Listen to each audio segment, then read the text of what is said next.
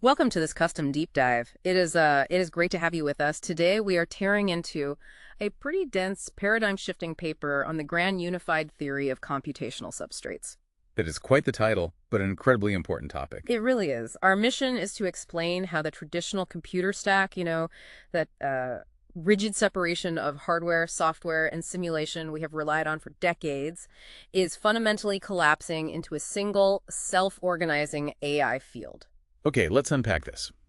We all know the shift from software 1.0 to software 2.0, right? Right, moving from manually hand-coding every edge case to, well, basically letting neural networks learn the rules directly from the data. Yeah, and the source material highlights Tesla Autopilot as the prime example here. Developers simply deleted thousands of lines of handwritten C++ code and replaced the whole structure with a single, highly capable neural network. The software essentially ate right through the traditional stack. And what's fascinating here is how that evolution sets the stage for Software 3.0. This completely changes your relationship with technology. You are no longer just an end user, you become an architect of intent. Meaning you don't need a computer science degree to build complex applications anymore. Precisely. You just use natural language. Yeah. You prompt the software into existence using plain English.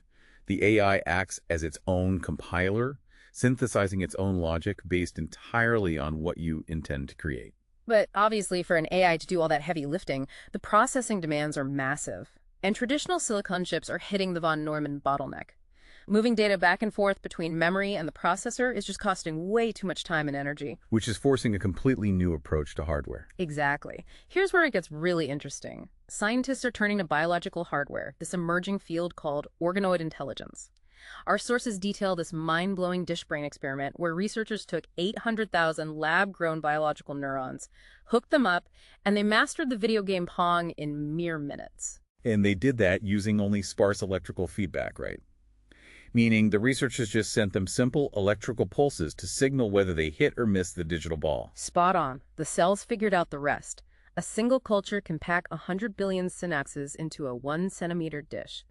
It offers native plasticity, meaning the biological cells physically rewire themselves on the fly as they learn all at a tiny fraction of the power required by silicon chips. If we connect this to the bigger picture, AI isn't just becoming its own biological hardware and writing its own software. It is actually becoming its own physical simulator. Instead of just reacting to inputs, it's building a world. Exactly. We are seeing the emergence of world models.